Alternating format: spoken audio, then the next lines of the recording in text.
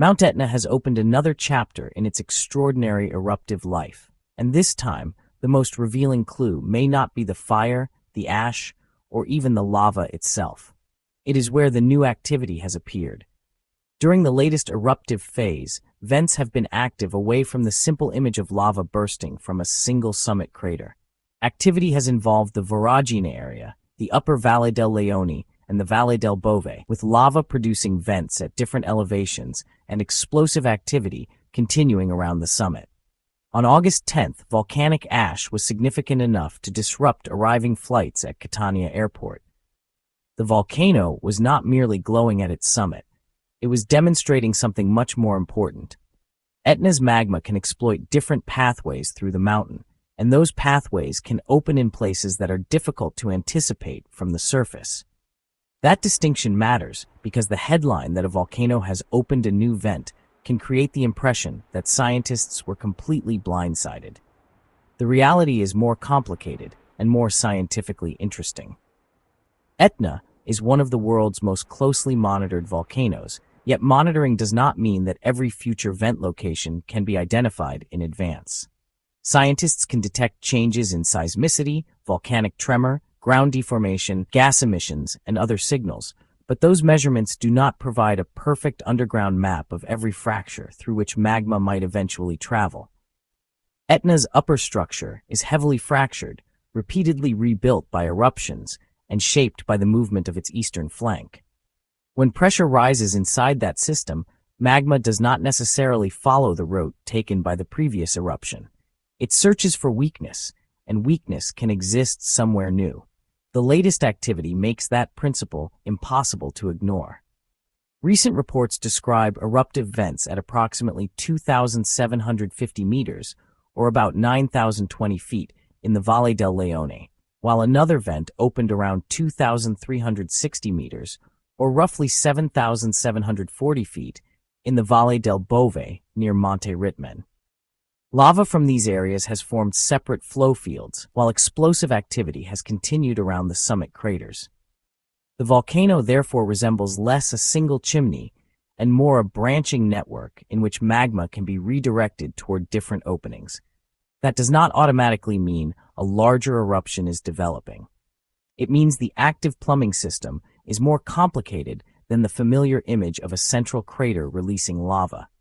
For people watching Etna, that difference is crucial because the location of an eruptive vent determines where lava, ash, hot fragments, and other volcanic hazards can travel. The new activity also follows a summer of changes that had already revealed movement within Etna's upper eastern sector. During June, monitoring documented fractures and deformation on the eastern flank, including an area of approximately 82,000 square meters, or about 20 acres, that had moved roughly 3 meters, equivalent to nearly 10 feet downslope toward the southeast. A fracture system that had developed between August of 2025 and January of 2026 propagated farther toward the northeast and southeast. By late June, lava was already emerging from a fracture in the upper Valle del Leone at an elevation of about 3,030 meters, or approximately 9,900 feet. The significance was not simply that lava had appeared.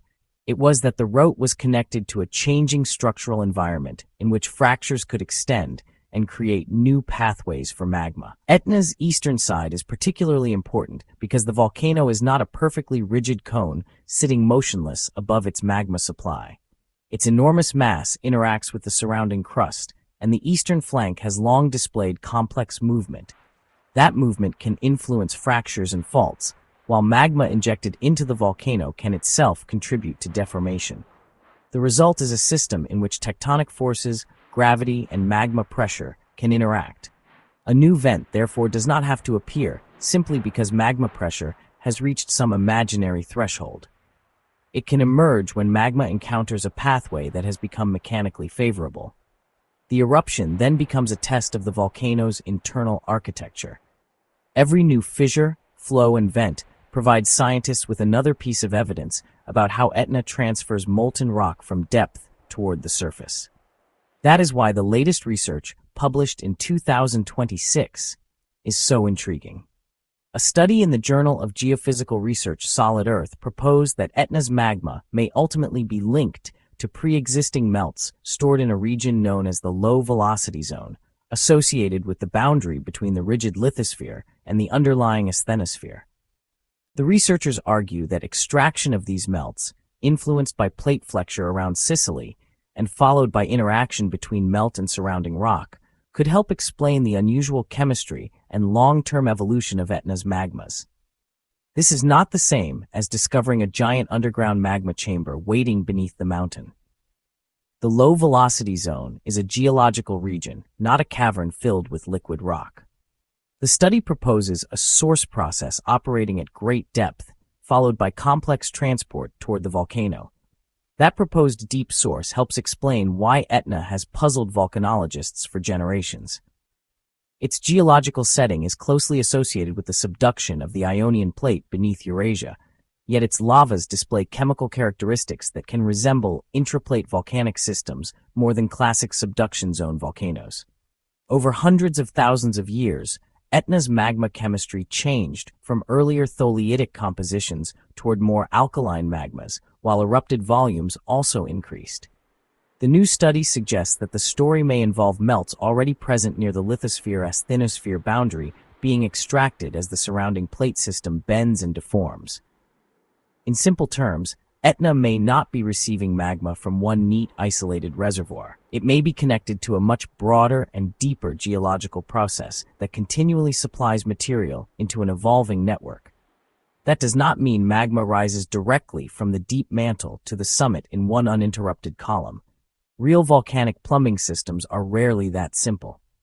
Magma can stall, crystallize, lose dissolved gases, mix with other melts, react with surrounding rocks, and accumulate temporarily at different depths. Some magma may never erupt at all. Some can remain underground for long periods before being remobilized. Other batches can move upward comparatively quickly. The final eruption, therefore, records only the last stage of a much longer journey. Etna's surface behavior can change dramatically, even though the deeper system continues operating in ways that are invisible from the outside. This is one reason volcanologists combine seismic data with geochemistry, satellite measurements, gas observations, and ground deformation. Each method observes a different part of the volcanic system, and no single measurement provides the entire picture. The same research also produced an important warning against assuming that every explosive eruption at Etna has the same mechanism. The 122 BC event and the much older fall stratified eruption appear to have followed different paths toward explosive behavior. The fall stratified eruption, dated to roughly 3,930 years ago, records deeper storage, estimated at approximately 24 to 30 kilometers, or about 15 to 19 miles, together with exceptionally high volatile contents and rapid magma ascent. The two eruptions therefore show that basaltic magma can become violently explosive through more than one route. In one case, deep carbon dioxide-rich magma may rise rapidly. In another, magma that has reached shallow levels can become more viscous through crystallization and then fragment explosively. Etna's history therefore contains multiple recipes for producing dangerous behavior. Carbon dioxide is particularly important in this picture because volcanic gases do not behave identically as pressure falls.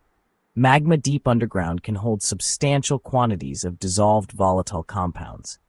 As magma rises and pressure decreases, gases begin to separate from the melt. The timing and amount of that separation can influence bubble growth, magma density, viscosity, and eruption dynamics.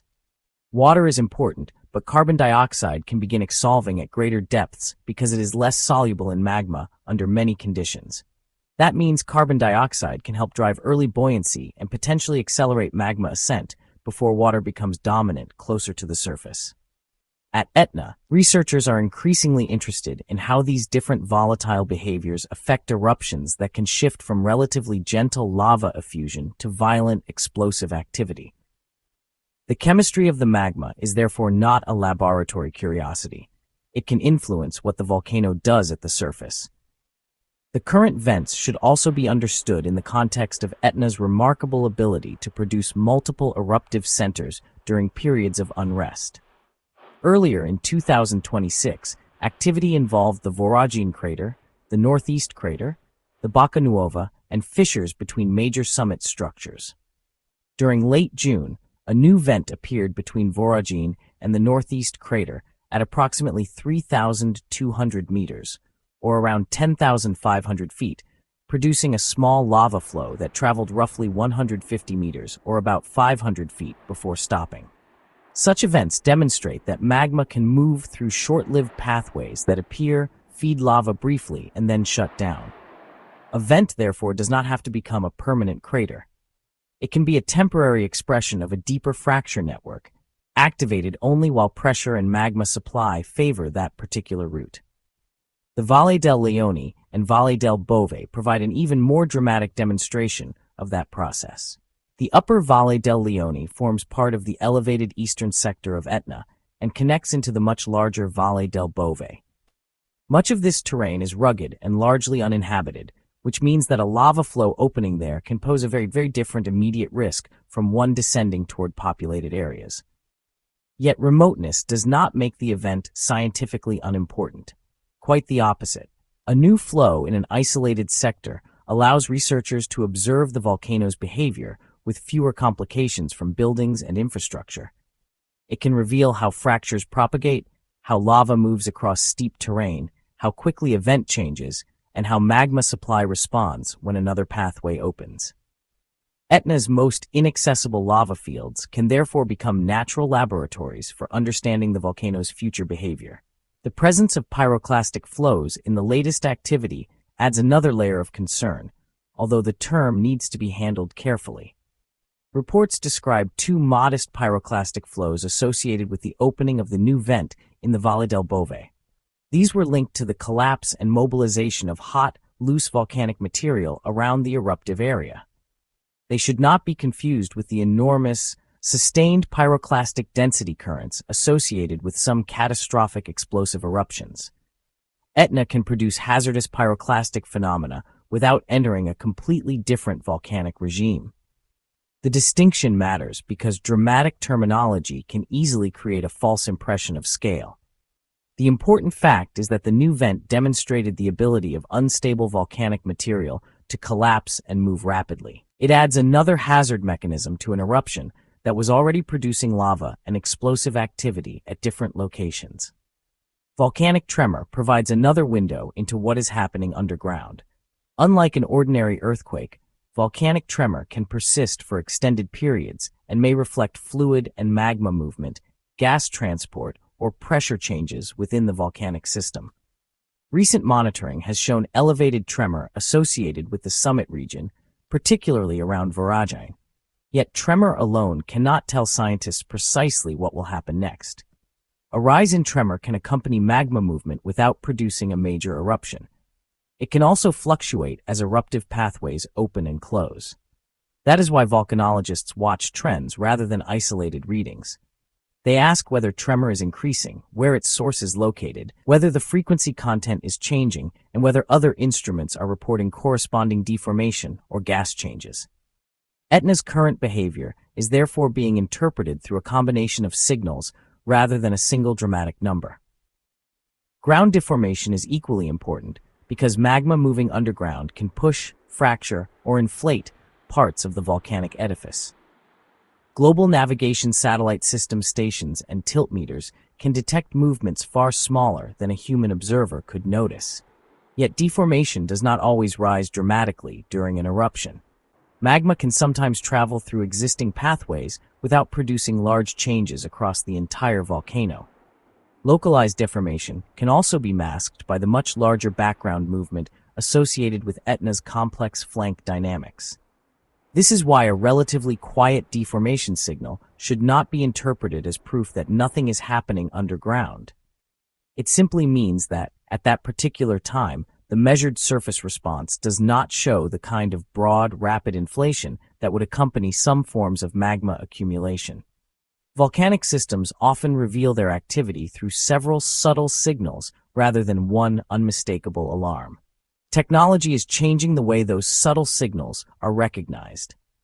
A 2026 study used deep learning methods to examine seismic recordings from Etna's 2020 to 2021 eruptive period. Instead of relying solely on manually defined categories, the researchers allowed machine learning methods to identify recurring patterns within the seismic data.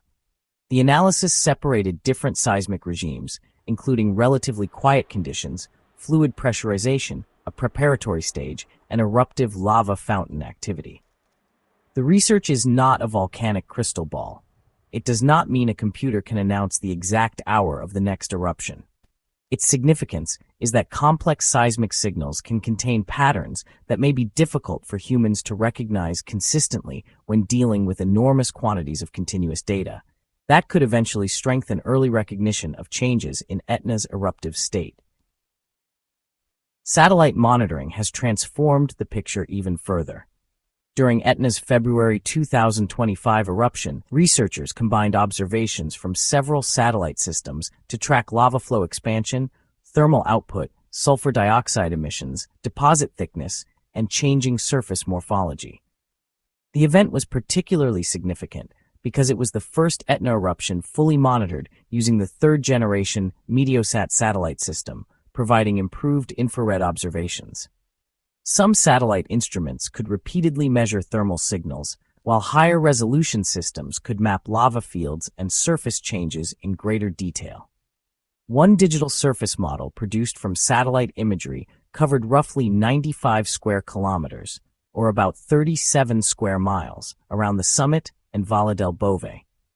These observations mean that researchers are no longer dependent only on field teams reaching dangerous terrain. The volcano can now be monitored from space while it is actively changing. Infrasound adds yet another layer. Explosions produce pressure waves that can travel through the atmosphere, sometimes reaching instruments many kilometers away. Etna's explosive episodes have been recorded using arrays of microphones designed to detect these low-frequency atmospheric signals. Research published in 2026 assembled a detailed infrasound dataset from the volcano's 2021 paroxysms. The array detected the eruptive episodes and helped distinguish activity associated with different vents. That matters because visibility can be poor during ash-producing eruptions, while seismic signals can sometimes be ambiguous. Infrasound provides an independent measurement of explosive activity. When seismic, acoustic, satellite, thermal, gas, and deformation data are combined, scientists gain a much more complete picture of the volcano's behavior. Etna is effectively being watched through multiple senses at once, each revealing something that the others cannot see. Yet even with this extraordinary monitoring network, the exact location of a future vent remains difficult to forecast. The reason is buried in the physics of magma movement. Molten rock rises because it is generally less dense than the surrounding solid rock, but its path is controlled by pressure, buoyancy, fractures, rock strength, and the orientation of existing weaknesses. Magma can form dikes, which are sheet-like intrusions that force their way through cracks. If a dike reaches the surface, it can create a fissure or a cluster of vents. If it encounters a stronger barrier, it may change direction. If a fracture becomes easier to exploit, the magma can divert toward it. This means that even excellent information about the volcano's internal pressure cannot guarantee a precise prediction of the final exit point. The mountain itself is part of the equation, and its internal structure is extraordinarily complex. And that leaves Etna in a remarkable position. The mountain is erupting in the present, while scientists are simultaneously rewriting parts of its geological past. A new vent has opened, but the bigger discovery may be what that opening helps reveal about the hidden routes taken by magma before it reaches daylight. The volcano has not become predictable simply because it is heavily monitored. Instead, monitoring is allowing scientists to see more of the complexity that was always there. Every tremor, fracture, gas pulse, lava flow, and ash plume becomes another measurement. Every eruption adds another piece to the puzzle. Etna remains restless, but restlessness is not the same as catastrophe. The crucial question is not whether the mountain will erupt again. It almost certainly will.